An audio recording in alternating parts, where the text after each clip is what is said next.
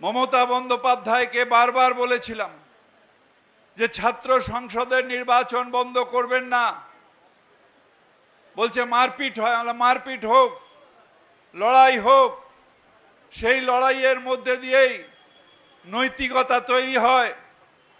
সেই নির্বাচন বন্ধ করে কিছু অ্যাডমিশন দালালদের ছাত্র পরিষদ করবেন না। ছাত্র পরিষদ নতুন যৌবন দিয়ে হয়। মমতা ব্যানার্জি নিজেও ছাত্র পরিষদের প্রোডাক্ট, আমরা সবাই ছাত্র পরিষদে করা প্রোডাক্ট। ঋতব্রত নিজেও ছাত্র পরিষদের প্রোডাক্ট, চণ্ডীমাদি বসে আছেন ছাত্র পরিষদের প্রোডাক্ট। প্রত্যেকে ছাত্র পরিষদ করে আসা, ছাত্র আন্দোলন করে আসা। ঋতব্রত নিশ্চিতভাবে অন্য থেকে এসছে, কিন্তু ছাত্র আন্দোলন করে আসা। সেই ছাত্র আন্দোলন না হলে নৈতিকতা তৈরি হবে না অরূপ, সেই নৈতিকতা তৈরি হয় না। তাই আজ যে অবনতি হয়েছে, ছাত্র লিডারশিপ নেই, সারা বাংলায় একটা ভ্যাকিউম হয়ে গেছে। নতুন লিডারশিপ দোনো দলের মধ্যে উঠে আসেনি।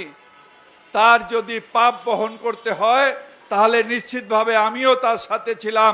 তৃণমূল সরকারকে তার পাপ বহন করতে হবে যে ছাত্র আন্দোলনকে নষ্ট করে দিয়ে নতুন নেতৃত্ব, আজকে ভ্যাকিউম তৈরি হয়ে গেছে সারা বাংলায়।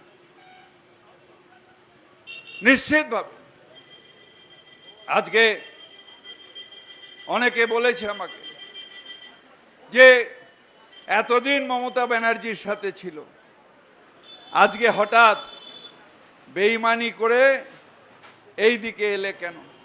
আমি বললাম যে আমরা বেইমানি করিনি, আমরা শুধু গণতন্ত্রের পক্ষে ছিলাম। সেই গণতন্ত্র হচ্ছে অধিকাংশ যখন এমএলএ দাঁড়িয়ে থেকে বলেছে যে ঋতব্রত আমাদের লিডার, আমরা সেই গণতন্ত্রের পক্ষে ছিলাম, চাপিয়ে দেওয়ার পক্ষে ছিলাম না, নিশ্চিতভাবে সেই গণতন্ত্রের পক্ষে ছিলাম।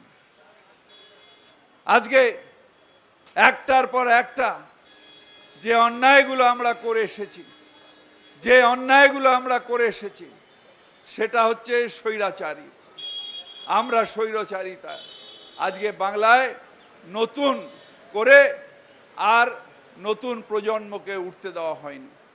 ঠিক সেইভাবে আজকে একটার পর একটা অন্যায়, সেই অন্যায়ের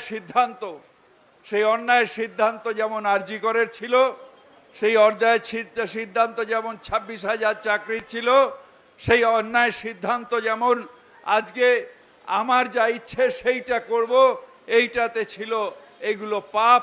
এবং সেই পাপ নিশ্চিতভাবে হয়েছে। এবং সেই পাপের কারণ আজকে একটা সাম্প্রদায়িক দল মাথা চাড়া দিয়েছে।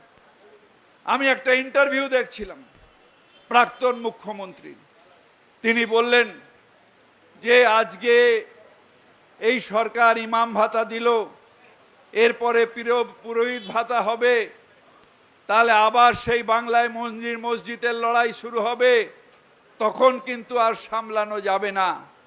ঠিক সাই হলো যে মন্দির মসজিদের লড়াই আমাদের কিছু ডিসিশনের ভুলে সেই মন্দির মসজিদের লড়াইয়ের সুফল নিয়েছে আজকে কারা?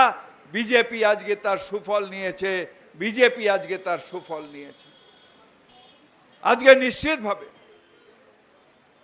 যদি আমাদের দলটাকে উচ্চ আকাঙ্ক্ষা যাদের, সেই উচ্চ আকাঙ্ক্ষার জন্যে প্রাইভেট লিমিটেড না করা হতো, যদি আজকে উচ্চ আকাঙ্ক্ষা আমার এই দল আমার থাকবে, আমার বংশের থাকবে, এই উচ্চ আকাঙ্ক্ষা যদি না থাকতো, তাহলে আজকে যে মানুষগুলো দল থেকে বেরিয়ে গিয়ে অন্য দলে গিয়ে সেইখানে বাংলার ক্ষমতা নিয়েছে, তাদের সেটা হতো না।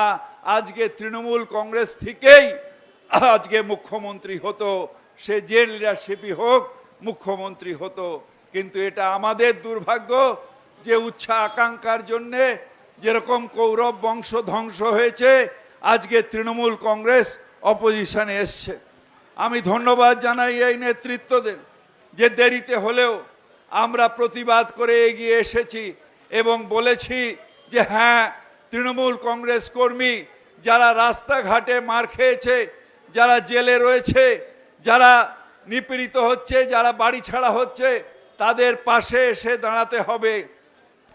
কত কোটি টাকা ব্যাংকে আছে, সেই কোটি টাকা ব্যাংকে থেকে সেটা আমার পরিবারের সম্পদ হবে না, সেটা হবে না। আমাদের সেই টাকা দিয়ে সাম্প্রদায়িক শক্তিকে বাংলা থেকে দূর করব, বিজেপিকে বাংলা থেকে দূর করব। আমাদের একটা ছেলেকে বলা হয়েছিল কালীঘাটে, কি আছে 2 মাস 3 মাস জেলে থাকবি, কি অসুবিধা আছে, 2 মাস 3 মাস জেলে থাকবি। সেই কর্মীটা মাথা নত করে বলল, হ্যাঁ দিদি, 2 মাস 3 মাস আমি জেলে থাকবো, আর 2 মাস 3 মাস ভাইপো আমেরিকায় গিয়ে থাকবে। এটাই হচ্ছে তফাৎ, এটাই তৃণমূল কংগ্রেস। তাই 2 মাস 3 মাস জেলে থাকা নয়, তাদের পাশে দাঁড়িয়ে লড়াই করব, থাকবো। বাংলা হান্টের আরও খবর দেখতে নজর রাখুন। বাংলা খবর মানেই বাংলা হান্ট।